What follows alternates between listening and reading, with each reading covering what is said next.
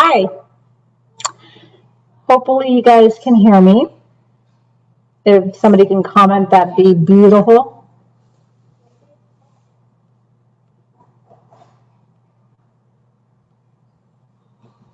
Hi. Hopefully you guys can hear me. If somebody can comment, that'd be beautiful.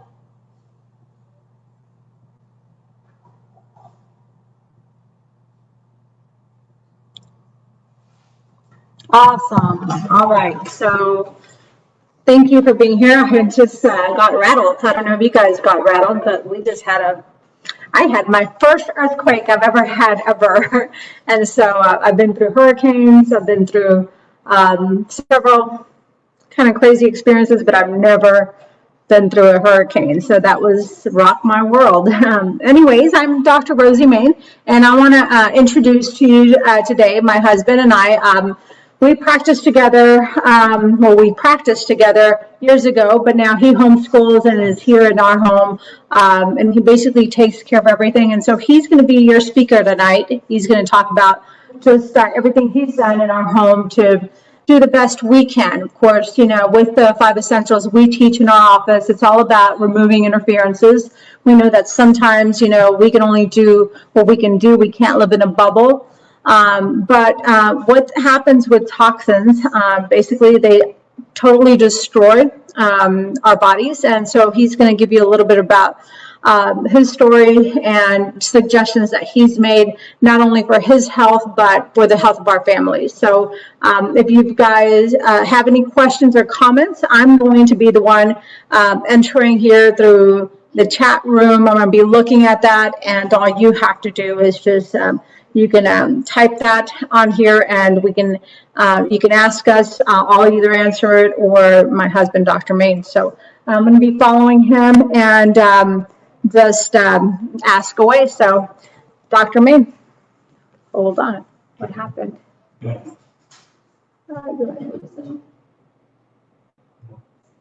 There we go. Hey guys. So another little technical thing. So I'm Dr. John, Dr. Rosie's husband, and like she said, I am a chiropractor, but I haven't practiced in many years. Once our twins showed up, my primary job has been taking care of them. I homeschool them. I help out with the clinic, basically doing things from home, so I'm home a lot.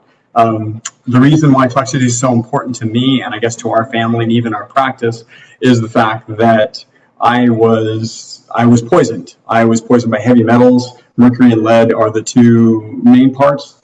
And people get those for different reasons. My own reasons were I had 8 amalgam fillings, those silver fillings you get in your mouth. I got those as a kid, and then vaccinations. And my body did not detox well, so those accumulated. Lead, primarily, I probably got that from my mom, but they're going to get things for different reasons. Anyway, I was not able to detox well, so these accumulated in my body. They got to a point where I was depressed, I was anxious, I had incredible mood swings. In a great mood at one moment, irate the next moment, just for no reason. It took a long time to figure out what was going on, and basically, if you look at anything, it could be like, you think back like Mad Hatter's disease. That would be the closest thing it would resemble. But we finally figured out that okay, these were the causes. We started doing the right things, and it took time and effort, and I got my life back, which is absolutely amazing. So, but that basically led us down the path to where we are now. So now I'm still the canary in the coal mine. I'm still susceptible to things. I notice things before other people notice it, just because my body can only tolerate so much. And we've learned a lot over the years. Currently, we're going to go through our house. So basically everything here is what we do on a daily basis, or just what we live in. This is actually a new house. We moved into it just say 5 months ago. It was built last year. I actually didn't want to move into a new house, primarily because of toxins.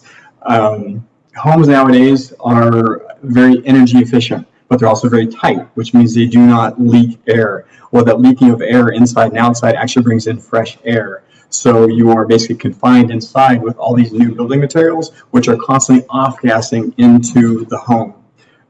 Paint and carpet, for example, can off-gas for up to 5 years. So that's a long time to be off-gassing things. Other things, cabinetry and that kind of stuff, a lot of formaldehyde. New furniture and those things, also a lot of formaldehyde. So we put all these things inside our house that put dangerous chemicals in that slowly seep into our bodies, and then we seal it up really tightly.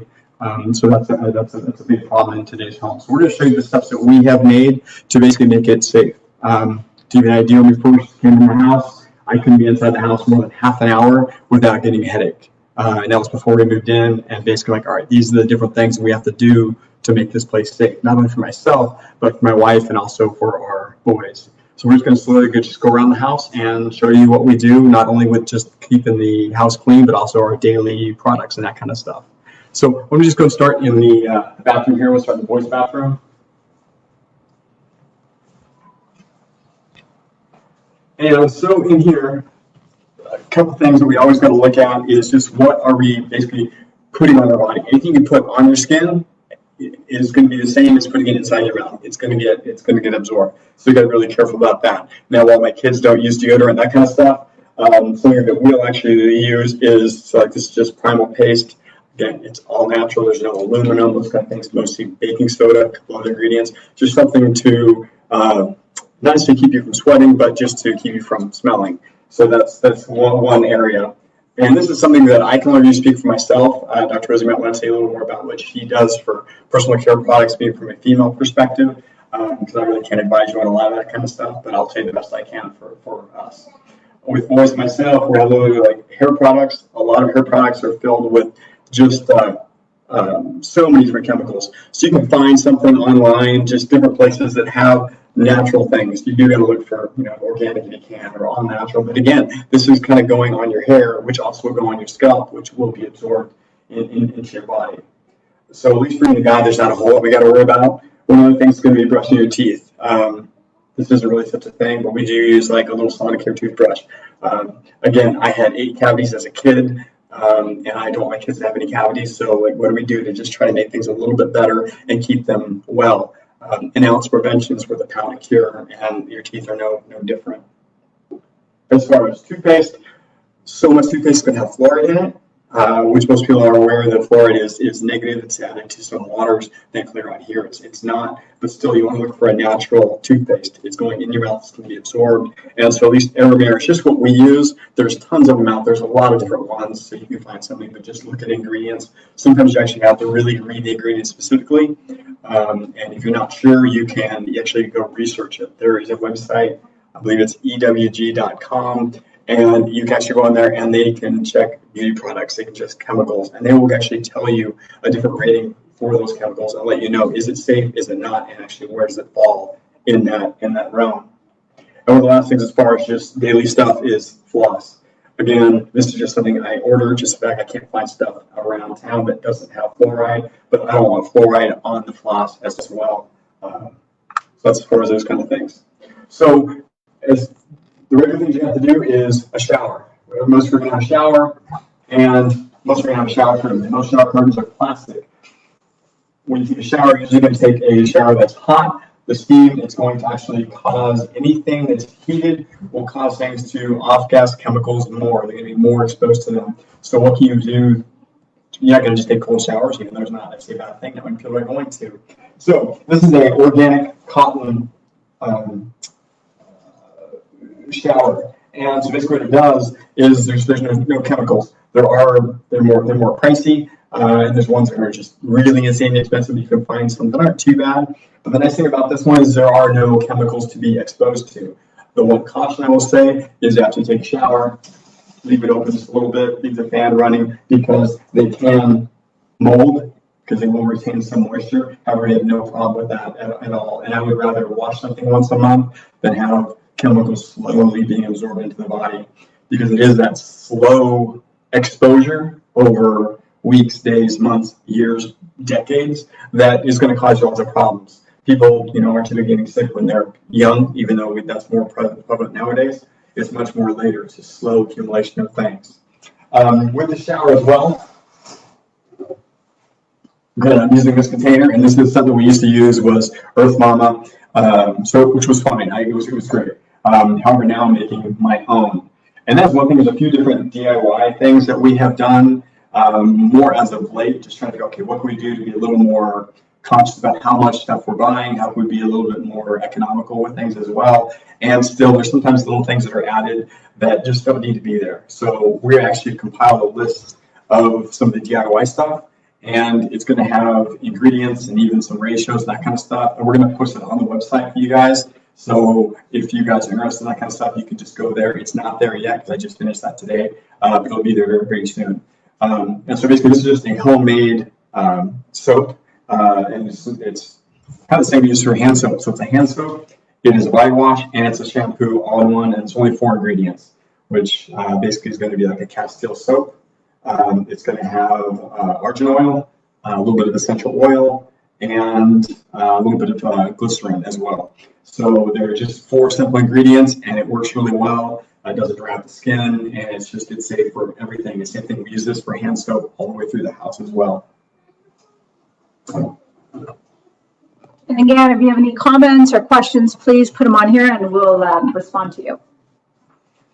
Okay, so we're going to leave from here. We'll go to the boys' room.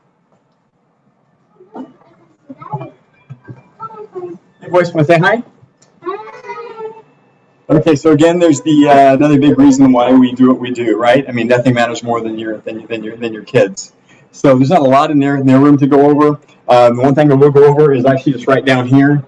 And being the fact this is a new house, there's actually 3 of these in the house, and they are a kind of a big time air cleaner. A lot of people are used to air cleaners that HEPA filters and those kind of things, and they're really good for getting rid of particles. However, particles are only one issue. That's going to be more of an issue for allergens and that kind of stuff. However, when you're talking about VOCs and things off-gassing out of the carpet, out of the walls, out of the new furniture, just almost everything you bring into your house is going to off-gas chemicals, and you're going to breathe that in. To get rid of those things out of the air, you need carbon. So a filter like this this one typically has about 20 to 25 pounds of carbon in it. So it's a huge amount of carbon that the air is going to slowly go through, and it's going to pull those kind of things out. This one is special. You can see a little light in there. And it's actually a UV light. So the UV light, I'm not really overly concerned about, but it is good for killing anything floating around the air, bacteria, viruses, those kind of things. That's probably a big thing people are working on right now. And just on that note, I am highly concerned about toxins and their slow absorption and just the massive disruption they do into the body. I am not a germaphobe in the least. I do not worry about bacteria, viruses, any of those kind of things. Just very simple, basic precautions of washing my hands and being clean and building up our bodies to be healthy is the only protection that I need, and I have zero worry for those things. But toxins are my concern as far as that goes. So there's that guy. Like I said, there's 2 more in the house because this was a new house, and I could only be in 30 minutes before I got a massive headache, and I couldn't live like that. So with the boys' room, the other thing we have on their beds is they have a wool blanket. So again, if you can go back to more old school textiles and that kind of stuff, so much stuff now is kind of amazing what they can make. So much is made out of plastic, which is basically oil. So the more you go back to just natural, God-made things, the better. And then while this is not an organic blanket, it is an eco blanket, so it is all natural. It's from Pendleton, and it works really well. It's good to be cool, keep it warm, and those kind of things. And the boys as well has organic cotton, I changed to be flannel sheets. Again, because it's basically your body is sitting on these, you're resting on these, and it's touching your skin. Anything you touch is going to get absorbed into your body. And it's made for the boys' room. So from here, let's go ahead and go out to the garage just real quick.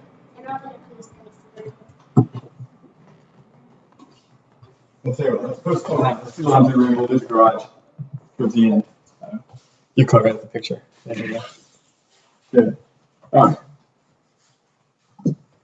So with laundry, of course, most people just think about doing it to keep the clothes clean. The other side of it is actually good for removing toxins. Anything you bring into the house that you're going to wear should always be washed first. I would say the same thing about towels, blankets, sheets, wash it even a couple times. Even something that's made well is still running through a factory and that has chemicals or lead, and also doesn't know where it comes from. So the more you can buy American made or stuff that's made in Europe, you have much higher regulations as far as that kind of stuff goes. So much stuff is made from China, and there's very limited to no regulations. So honestly, I just don't trust it, and I'm not going to risk my family's health with it. So the washer and dryer, pretty simple.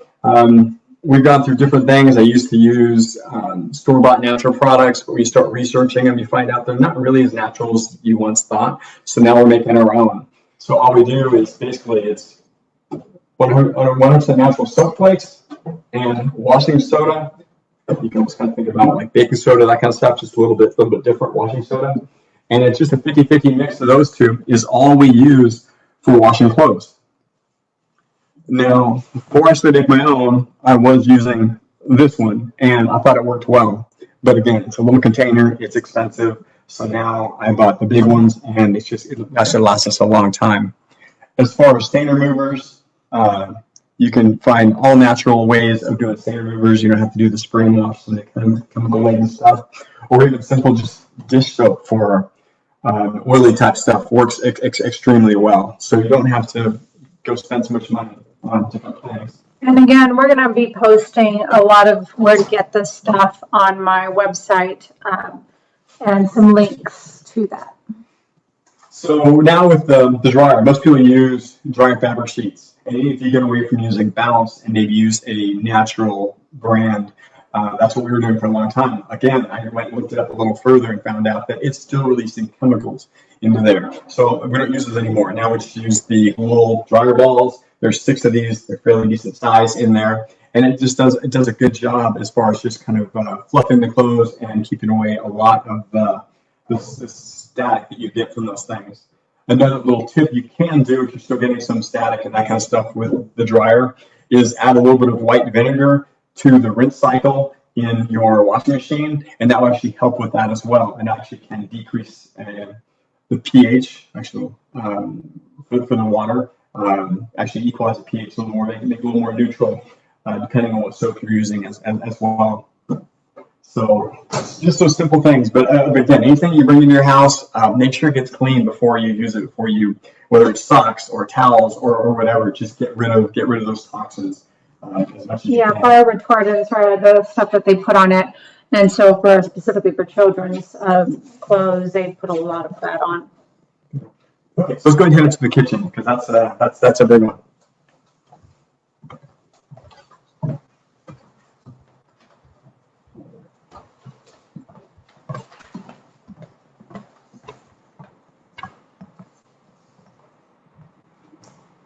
Okay, so in the kitchen, and just one thing I'm going to just point out, we have a few different meters here and different things. I'm going to go over these a little more towards the end as far as ways to actually test for VOCs in the air, formaldehyde, ways to check for EMFs as far as dirty electricity and that kind of stuff, and then even a couple of things you can do about it, and I'll hit on that in just a few minutes.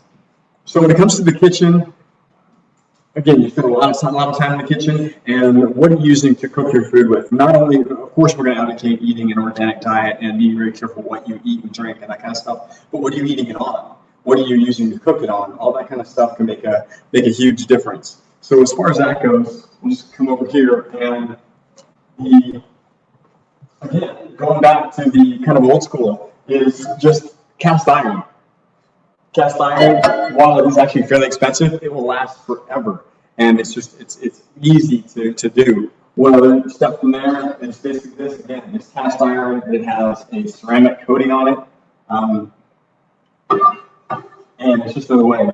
And it's heavy, so it's like a workout all in one. They're really heavy.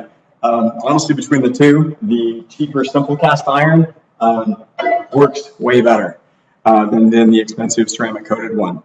Another caution, though, is be careful where you buy your stuff. There is ceramic coated cast iron and different other things that come from China. Again, there's no quality control. They can't. I just simply don't trust it. So those are actually made from France. So if it comes from like a European country or the U.S., the standards are just significantly higher, which is great.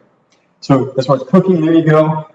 As far as pots and pans or just pots, stainless steel is going to be what you're going to want to go with. You want to avoid Teflon, just the best you can, or any other coating that you put on stuff. It flakes off. It's amazing what's in those things and how it actually comes off in your food. So you really, also you're limited as far as what you choose to cook with, but you really have some gold standards as far as what you should try to stick with. Right behind is basically as far as what dishes and that kind of stuff. And basically you're just ceramic or glass dishes and Corel. Again, it's American made, and they are going to be non-toxic and they're not going to leach into things. So they're going to be a much safer choice. The same goes as far as what you eat and drink with. Ceramic, glass, stainless steel. Best you can stick with American made, especially when it's going to be glass. I would say you can get glass from a lot of different places and ceramic. But if it's not made in a place that has high regulations, there is going to be other things that are going to be in it. A lot of glass has lead and things in it, depending where it's coming from. So if I went around here, there's probably some stuff that isn't maybe China or something like that. It's probably a mug that we really like or something like that, but it's rare. So one of the things we're going to look at is going to be just what you use to cook. So your flatware and that kind of stuff, hopefully shall be stainless steel. Got all the stuff for the kids. I think stainless steel. As far as what the cooking utensils, stainless steel or wood. And actually, these are olive wood. They're carved out of like whole pieces of olive wood. And really take care of those. It's just a little bit of olive oil, so it's actually quite simple to take care of them. But it's just one more method of doing things that you don't have to be stuck with just stainless steel. One option might be silicone. I'm a little bit on the gray area when it comes to silicone. It's supposed to be safe, but it's still in the gray area. I don't think I have any just because I couldn't sell myself on the fact that it's actually as safe as it's touted to be. So it's good. Okay, let's see. Let me go over here. Looking at water, we have a little spout here. So we put in a reverse osmosis water filter system as far as for drinking water. And it's just a little system that goes underneath the sink here. I'm trying to think how much that one was. I got one that actually has a little pump attached to it, so it goes a little bit faster. But it might have been $300 or $400, something like that. I know you can get them for even $150 to $250, something like that. And if you start adding up what you spend on bottled water or other methods, it pays for itself fairly quickly, and you're not getting all the plastics that you get the bottled water in that just leach into that water. So it's very easy, and we drink a lot of water. Really, that's about the only thing that our family drinks, with the exception of a little bit of coffee or hot chocolate for the kids on the weekend. So if we go underneath the sink, again, there's just the reverse osmosis unit. And then on this side, we basically have just some different cleaners. So Ecos, as far as a window cleaner, Thieves, we use for just about everything else when it comes to cleaning. And Dishwasher nuggets, I just picked this up from Fred Meyer's. I haven't got a chance to really look through everything very well, but I was trying to make my own dishwasher soap, and so far it hasn't worked out real well. And I was using a rinse aid. This dishwasher that we have is supposed to use a rinse aid, but I refuse to use the chemical-laden ones that they have, so I tried to make one, and that has not worked out really well so far. So I'm back to buying things that are hopefully fairly natural when it comes to that kind of stuff. So here, let's see, I think we got the kitchen. Anything else in the kitchen, Rosie, that you can think of? Oh, you know what? One last thing. We're gonna go back over here. I'm gonna keep spinning her around. Is what you store your things in. So basically, Pyrex, again, American-made glass. The lids are plastic, but they don't touch the food, so that doesn't matter. But again, it's the best thing to store food in is just in glass. So you just don't want any plastic. As far as storing. Oh, the microwave. The microwave. So the microwave. This is actually a good time to do a little test. So everybody has. I think I grew up on microwave food. It came out when I was a kid and that kind of stuff. And so I don't know how much people use it nowadays. We use it for heating heat packs. moist heat packs, like these guys that are filled with rice and that kind of stuff. That's our only use for it. But let me just give you an idea of what it does. So, I don't know if you understood that, but sometimes, we use moist heat packs for like headaches or tummy aches that the boys had that you can put in the microwave. That's by far the only time we ever use a microwave, and we run and get away from it. So here is a tri-field meter. That's basically anything except magnetic, electric, or RF. So RF is going to be like cell phones, and then you got magnetic and electrical. So magnetic, if we go down to the microwave, there's not a lot. Hold on. A lot going on. I don't know if you guys can see that. If we turn this guy on just for 5 seconds, you guys can see what happens. And you see. So it's a little bit while it's just sitting there, not too much, but a little bit, just kind of electricity. And once you turn on, it's amazing. When I was testing it to see how far, literally I had to go back about 20 feet before I got the numbers to start coming down. So the boys, if we overheat a heat pack, they literally push the buttons and they run. And it's really, in a way, it's kind of funny, but it's also a little bit scary. So while we're on the note of that same one, let's look at a really stable device, which is a cell phone. So we turn that on to RF and put that there. If I can do that. That shows there's not a whole lot going on. I'd hit this guy. And so there's not too much. The phone basically, it sits here, it sends signals, and mine doesn't really do a whole lot. But if I tell it to do something,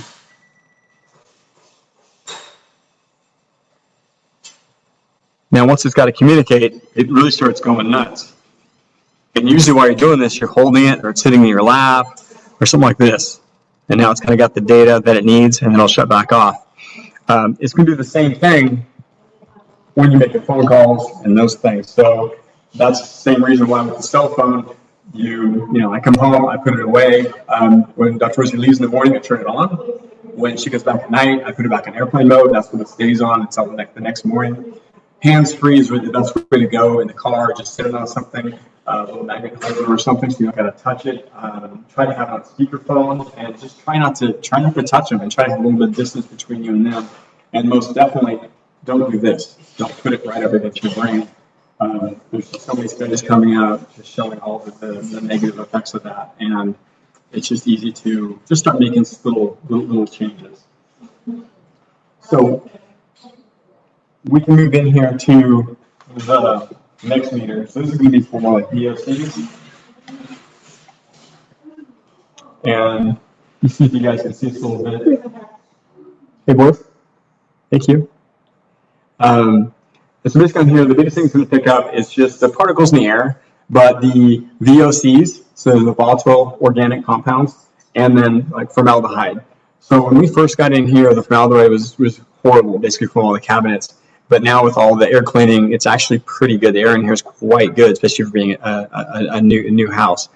So it says very good right now, which is because of the air purifiers that have that carbon. The air quality AQ, very good. That's very rare for a new house.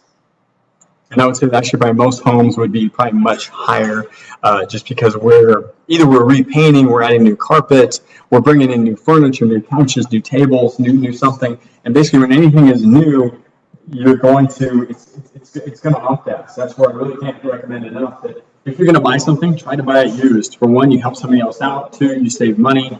But you're also going to save your family from all those chemicals. It's the new stuff that really is always laden with chemicals. And if you're going to buy something new, or maybe it's just in somebody else's house, not that old, bring it home, unbox it, maybe unbox it in the garage or outside, let it air out a little bit, especially right when you open it up, take that plastic off. You can usually smell it. And if you can smell it, more than likely it's not a good thing. There are some things you can smell that are good, some stuff in nature or essential oils, but the majority of things that you smell in your house are not going to be a good thing.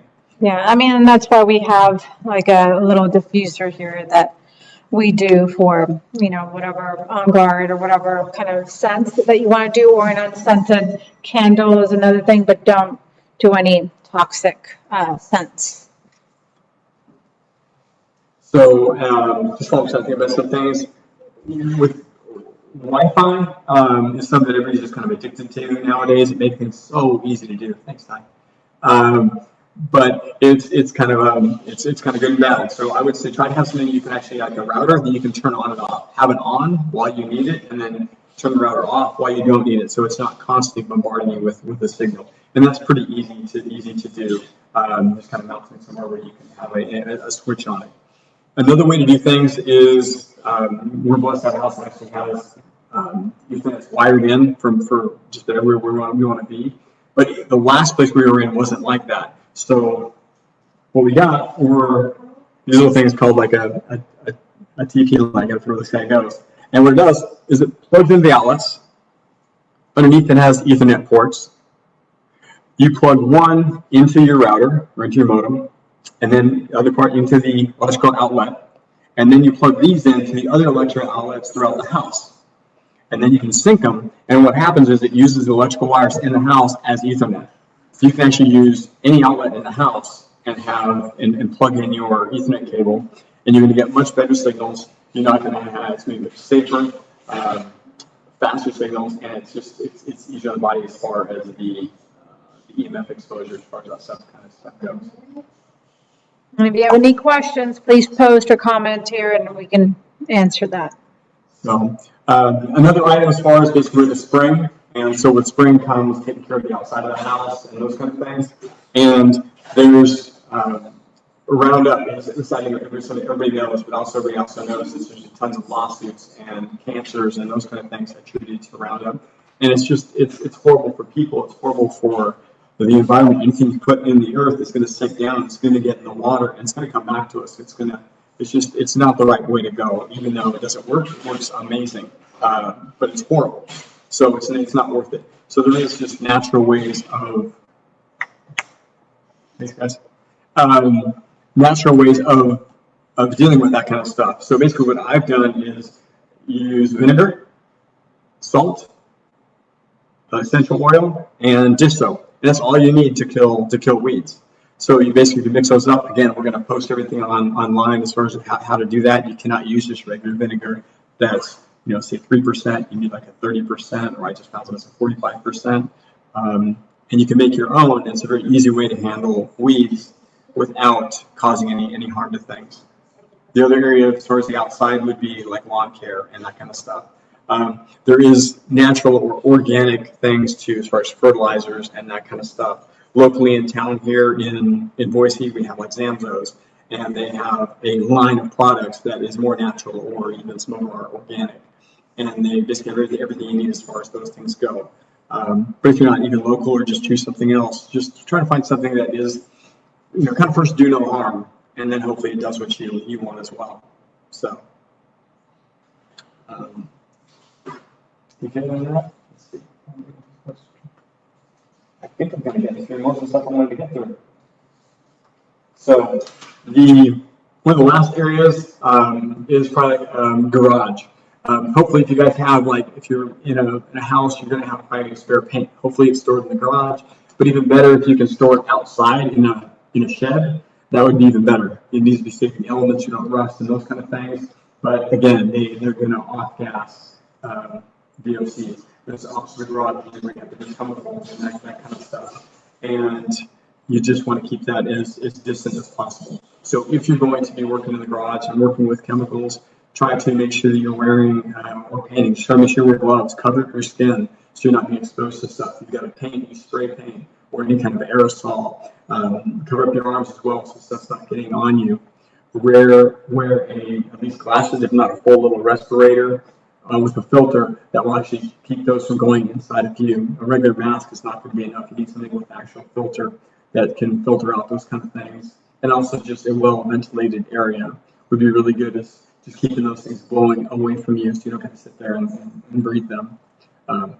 It's just the small things that we do now, even though they don't seem like a big deal, I'm fine, I can wash off my hands, or it smelled bad for a little bit, but it's gone now. over time, that's a really bad thing. And I think we all realize that how important our health is, or at least hopefully we do. And it seems people are getting more and more ill sooner. And I think we need to do everything we can to try to be healthy and make the right choices now, not only for ourselves, but for our kids. And hopefully we can impact others as well and make a difference, for our families, for our friends, for the environment. I don't think it's a downside. In some ways, there's some bigger cost to things where you want to do some of the things that will actually decrease your exposure or make things healthier. But when you compare that to any kind of a healthcare cost from being sick, it's pennies on the dollar. Everybody knows exactly how much it costs to be sick. And that's just financially. When you think about the emotional toll and the time and the loss of life, that's horrible. So I think You have a question. Yeah. So for the weed killer, will you have a step-by-step on how to make it? Also, is it safe to use around pets? Yes. So on the website we will list exactly the ingredients and the quantities and those kind of things. And basically, the high dose vinegar. We have a dog ice around here somewhere, and it's just very strong smelling. When I usually use clove oil to it. And so it actually kind of has a nice smell to it, which is different from most weed killers. But it doesn't bother him at all, and it's just natural things. And I don't think they're going to go and look at the news they did. It is highly acidic, but it's just vinegar. And I've never had a problem with that. I guess I can't say if they're going to go and lick it, but I don't think they're going to use a high quantity in any one spot that it would cause any issue. And it's worked really well for us. Our last house had lots of weeds I had to deal with, and that's kind of why I ended up with a big sprayer, and I had to figure out a way to manage it safely. All right, guys. So really, the biggest thing is to take one thing at a time. I think that we can get overwhelmed by trying to do it all. We've had years and years of doing these kind of changes. So we want to make sure that, you just don't ever stop doing just one thing, even if it's just one thing, 1 month, and you implement one change, whether it be the toothpaste you use or the shampoo you use or whatever it is. I want to encourage you to just continue to plug in. I know these times are really crazy, and I know for a fact that something's good to come out of all of this. But we have to stay hopeful. We have to stay convicted in God's truth and continue to do the best we can. And so that's all mainly we can do. It's how you think. And so we're going to continue to do these online classes or workshops and share this information, tell others. The next one we're doing is a gut check. And I think that right now with the immune system, I'm doing a lot of webinars. If you go to my YouTube channel, if you're on here, I just did one on the immune system on there, and you can look at that.